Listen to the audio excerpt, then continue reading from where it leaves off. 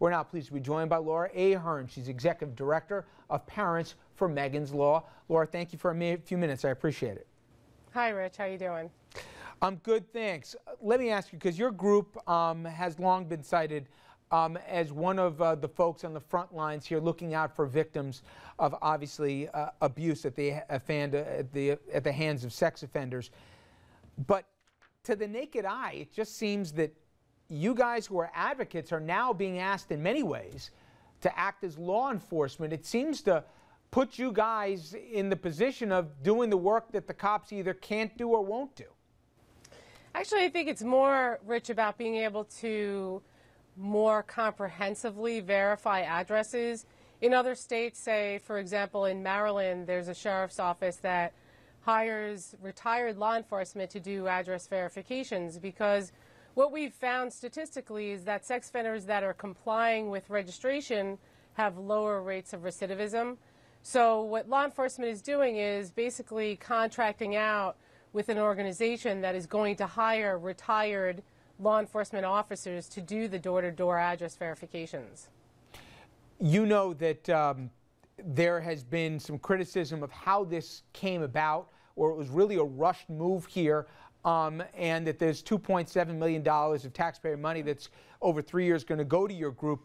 But families of sex offenders say, hey, we get it, you got to monitor this population, but the wrong people are doing the monitoring. In fact, USA Fair says this equates to basically state-sanctioned vigilantism. I'm going to read a quote here from this group, USA Fair, and I want your response.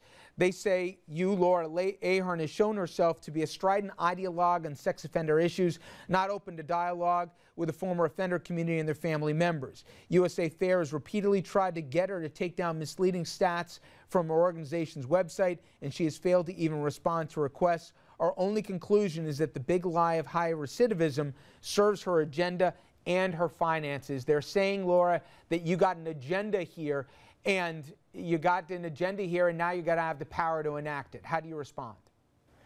Well, you know, everybody's entitled to their position. The organization has worked for 17 years to provide the community across our country an opportunity to be educated about how to access sex offender registration information, prevention education, ultimately to prevent sex crimes, and also to ensure that information that is accessed by the public is used responsibly.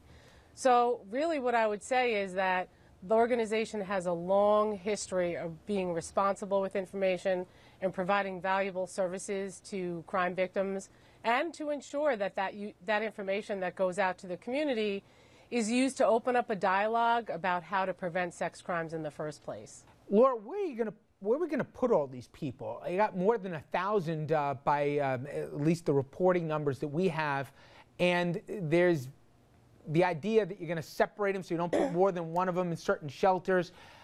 People just say we don't have the beds for them, let alone the locations that'll take them. Is there an issue of where you're going to house this population? Well, you know, Rich, there's never a perfect plan, because when the sex offenders were in a trailer in one location, they were clustered. And advocates had concern about the clustering, and sex offenders had concern about the clustering. I mean, that wasn't our concern. The concern is public safety. So what's going to happen here is those registered 38 offenders out of Suffolk County's 1,000 are going to be put in shelters across the county, and there will only be one sex offender per location, and additional patrol checks will be established to ensure those offenders are where they said they were going to be. So they will be dispersed throughout the county. And, you know, there is no perfect plan. If we put them in one location, then there's always going to be individuals that are going to complain about that, and then where do you put that one location?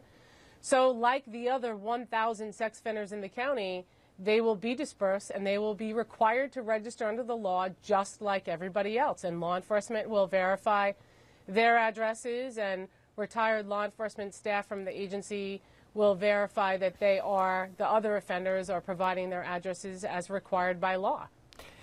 Laura Ahearn, thank you so much for a few minutes. And again, it's with the Parents for Megan's Law and Crime Victims. I appreciate the time.